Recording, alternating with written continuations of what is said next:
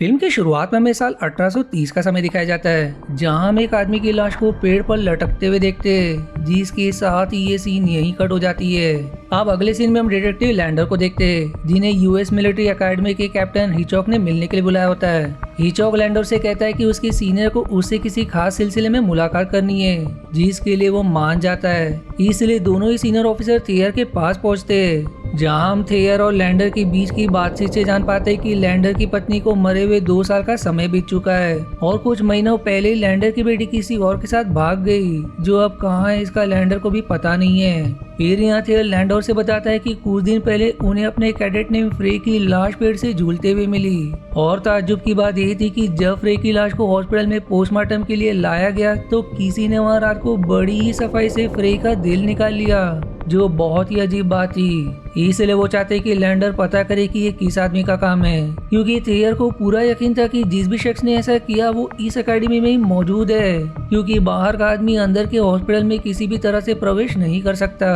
इसलिए अब lander captain के साथ फ्रे की लाश को देखने के लिए जाता है, जहां उसकी मुलाकात डॉक्टर डैनियल से होती है, जिन्होंने फ्रे का पोस्टमार्टम किया होता है। लेकिन लैंडो जब फ्रे की लाश को ध्यान से देखता है तो उसे फ्राई के सिर के पीछे कुछ चोट नजर आती है, साथ ही उसके हाथों में भी रस्सी के निशान मौजूद थे, जिसके अलावा उसके हाथ में लैंडर को एक फटी हुई पर्ची भी मिलती है। जिन सब चीजों को देखकर लैंडर को यकीन हो जाता है कि फ्रे का किसी ने खून किया है। इसलिए वो सीधा उस जगह को देखने के लिए जाता है जहाँ फ्रे की मौत हुई थी। जिस दौरान लैंडर से मिलने एक कैडेट नेम एडगर आता है, जो लैंडर से बातों ही बातों में बताता है कि जिसने भी फ्रे का खून किया है वो असल में एक कवि भी होगा, जो बात बहुत ही अजीब थी। इसी वजह से लैंडर एडगर से एक बार में फिर से मिलता है, जिस दौरान वो एडगर से सवाल करता है कि वो कैसे कह सकता है कि कातिल एक कवि है। इस बात पर एडगर जवाब देता है क्योंकि वो खुद भी एक कवि है, इसलिए वो समझ सकता है कि कोई कवि ऐसी अजीब काम कर सकता है। वो फ्राई का दिल निकालकर इसलिए ले गया ताकि वो जो कहना चाह रहा था लोग उसकी उस बात को समझे, जिसके साथ एडगर ये भी शेयर करता है कि कुछ दिन पहले फ्राई की उसके रूममेट से लड़ाई हुई थी। जिस बार का पता लगते ही लैंडर अगली सुबह फ्राई के रूममेट से इस बार में कैप्टन के सामने उससे सवाल करता है, जिस पर वो बताता है कि उनकी लड़ाई फ्राई के कुछ बुरे दोस्तों को लेकर हुई थी, क्योंकि फ्राई उनके साथ बर्बाद हो रहा था। लेकिन इसका ये मतलब नहीं कि उसने फ्राई की जान ली है। इसी बीच फिर कैप्टन को खबर मिलती है कि पास ही में कुछ दूर पर कुछ भेड़ों और गांव को किसी ने मारकर उनके दिल को निकाल लिया। जो खबर सुनकर कैप्टन बौखला जाता है और लैंडर को जल्द से जल्द कातिल का पता लगाने के लिए कहता है। इसलिए लैंडर एडगर से उसकी इस केस को हल करने के लिए मदद मांगता है, जिसके लिए एडगर तुरंत मान जाता है। जहां अब लैंडर उसे वही कागज का टुकड़ा देता है जो उसे फ्राई के हाथ से मिला था। वो एडगर से कहता है कि वो पता लगाए कि इसमें क्या लिखा है। जिस चीज का पता एडगर जल्दी ही लगा लेता है। इसलिए फिर वो एक रात लैंडर से मिलने के लिए उसके घर आता है और लैंडर से कहता है कि ये किसी चिट्ठी का टुकड़ा है, जिसमें लिखे अक्षरों को जोड़कर उन्हें ये पता लगता है कि ये चिट्ठी फ्राई को किसी लड़की ने लिखी थी और उसे इसके जरिए कहीं बुलाया गया था। जिस पर एडगर को याद आता है कि जिस दिन फ्राई की मौत हुई थी उस दिन उसने एक लड़की को एकेडमी में देखा था। हो सकता है कि वही लड़की फ्राई की मौत से जुड़ी हुई हो। हालांकि अगले दिन लैंडर एक चिट्ठी के जरिए एडगर को एक खास जगह पर आने के लिए कहता है, जो असल में किसी का खाली घर था, और यहाँ फ्राई की मौत की रात किसी तरीके का रिचुअल किया गया था, क्योंकि यहाँ खून से एक बड़ा सा सर्कल और एक ट्रायंगल बना होता है। दरअसल ये घर डैनियल के बेटे आर्टिमस का है। इसलिए अब लैंडर का शक पूरी तरह से आर्टिमस पर चला जाता है, लेकिन वो ये समझना चाहता था कि इस जगह किस तरह का रिचुअल किया गया है। इसलिए वो एडगर के साथ अपने एक दोस्त जॉन से मिलने के लिए जाता है, क्योंकि उसको इन सब चीजों की अच्छी जानकारी थी। जो लैंडर को बताता है कि ये सर्कल और ट्रायंगल जिस तरीके से बनाए गए ये खास तरह के काले जादू से ताल्लुक रखते हैं, जिसके बारे में किताब में भी लिखा है कि जिंदगी को मौत से जीतने के लिए इस रिचुअल में किसी इंसान के दिल की जरूरत पड़ती है। लेकिन इसका मतलब लैंडर और एडगर को बिल्कुल भी समझ नहीं आता। जिस पर जॉन बताता है कि इसके बारे में एक बहुत ही खास किताब में विस्तार से लिखा हुआ है, जो बहुत ही मुश्किल से मिलती है। माना जाता है कि जिन्होंने उस किताब को लिखा था वो उन्हीं के वंशज के पास आज भी सुरक्षित है, क्योंकि उस किताब में इंसान को अमर करने के काले जादू के बारे में सब कुछ अच्छे से बताया गया है। अब इस बात को जानते ही लैंडर एडगर को आर्टिमस से दोस्ती करने के लिए कहता है, ताकि वो लोग इस बात की गहराई तक जा सके।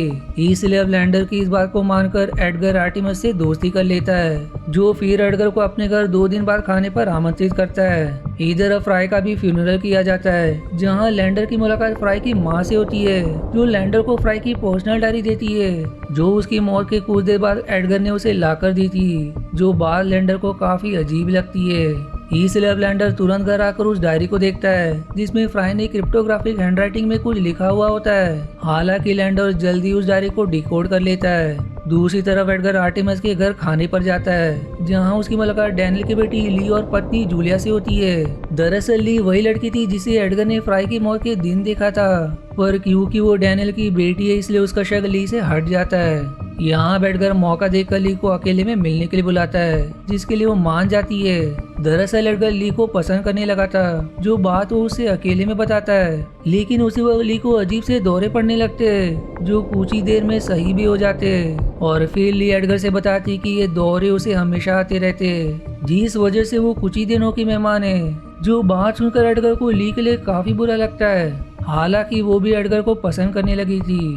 वहीं इस और लैंडर को पता चलता है कि फ्राई के एक और दोस्त रैंडल को भी किसी ने मारकर उसका दिल निकाल लिया, लेकिन इस बार खूनी ने दिल उतनी सफाई से नहीं निकाला था जितनी सफाई से उसने फ्राई का निकाला था।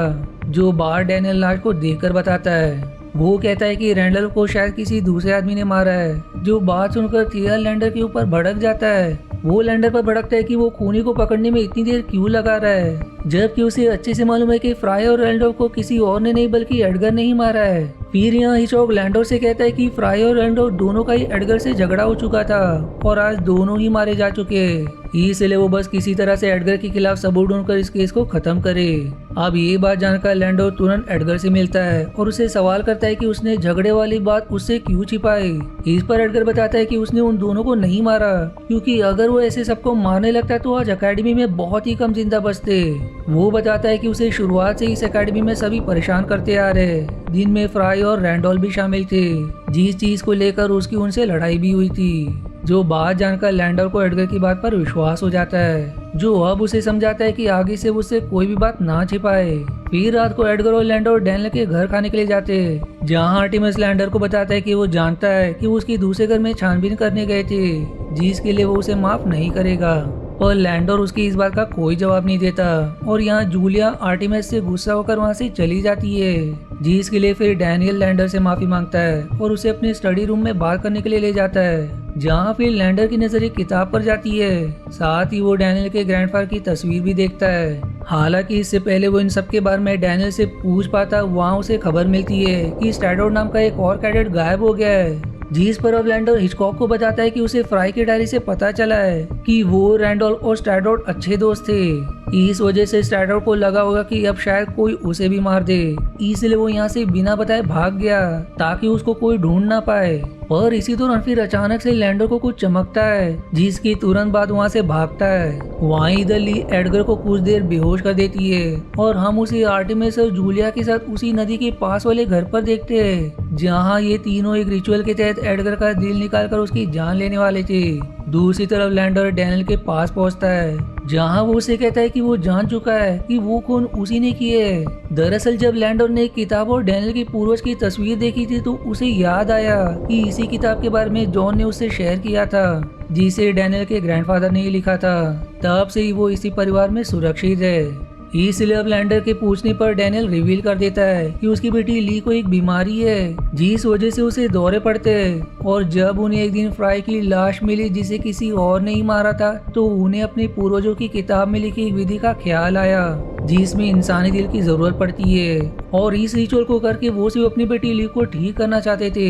यहाँ डैनियल अपने किए पर शर्मिंदा था, इसलिए वो लैंडर को और एक चीज रिवील करता है कि इस रिचुअल को पूरी तरह से पूरा करने के लिए उन्होंने एडगर को भी बलि का बकरा बनाया है। जो बात सुनते ही लैंडर तुरंत एडगर को बचाने जाता है, जिसे ली कुछ ही देर में मारने वाली थी, लेकिन लैंडर के वहाँ अचानक से पहुंच जाने के कारण अफरा तफरी की वजह से उस जगह आग लग जाती है, जिससे लैंडर एडगर और जूलिया को तो बचा लेता है, लेकिन उस आग में जलकर ली और आर्टेमिस मारे जाते हैं। और इस घटना के बाद अब हम एडगर को हॉस्पिटल में देखते हैं, जिस दौरान हिचकॉक लैंडर को इस केस को हल करने के लिए धन्यवाद करता है और फिर लैंडर उससे अलविदा लेकर वहाँ से चला जाता है। पर फिर कुछ दिनों बाद एडगर खुद लैंडर से मिलने के लिए आता है और वो उसे रिवील करता है कि उसे पता चल गया है कि जो कुछ भी है उन सब में किसी और का नहीं बल्कि लैंडर का ही हाथ था। क्योंकि जब उसने लैंडर की चिट्ठी से फ्राई के हाथ में मिली पेपर के अक्षरों को मिलाया तो उसे पता लगा कि दोनों को किसी एक ही शख्स ने लिखा है, जो कोई और नहीं बल्कि लैंडर है। यहाँ हार मानकर लैंडर एडगर से शेयर करता है कि ये सब तब शुरू हुआ जब कुछ महीने पहले उसकी बेटी एक पार्टी में गई थी,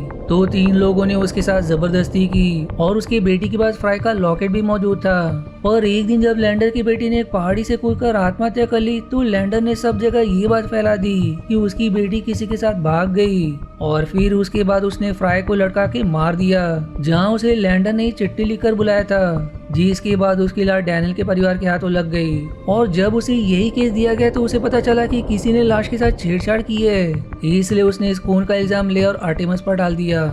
साथ ही जब उसे फ्राई की डायरी से बाकी 2 और लोगों का भी पता चला जो रैंडोल्फ और स्टैडोडी थे, तो उसने तुरंत रैंडोल्फ को मारकर उसका दिल निकाल लिया ताकि ये लगे कि दोनों ही खून एक ही शख्स ने किए। और रही स्टैडोड की बात, तो इससे पहले लैंडर उसकी जान ले पाता वो भाग खड़ा हुआ, हालांकि वो अपनी बची हुई पूरी जिंदगी मौत के डर में बिताएगा। अब लैंडर की इस कहानी को सुनकर एडगर दोनों ही चिट्ठियों को जला देता है और कहता है कि वो ये बात किसी को नहीं बताएगा, जो देखकर लैंडर को भी अपनी गलती का एहसास हो जाता है, क्योंकि उसने अपना बदला पूरा करने के लिए अनजाने में ले और आर्टेमिस की जान ले ली थी, लेकिन अब उसने अपनी बेटी की मौत का बदला ले लिया होता है, इसलिए फिर वो उसी जगह से कूदकर अपनी जान दे देता है जहाँ उसकी बेटी ने भी अपनी जान दे दी थी। जिसी सैड एंडिंग के साथ ये मूवी यहीं समाप्त हो जाती है। आशा है आपको मेरी एक्सप्लेनेशन पसंद आई। यदि हाँ तो प्लीज वीडियो को लाइक करना और चैनल को सब्सक्राइब करके सपोर्ट करना ना भूलें। मिलते हैं अगले एक्सप्लेनेशन वीडियो में, तब तक के लिए धन्यवाद दोस्तों।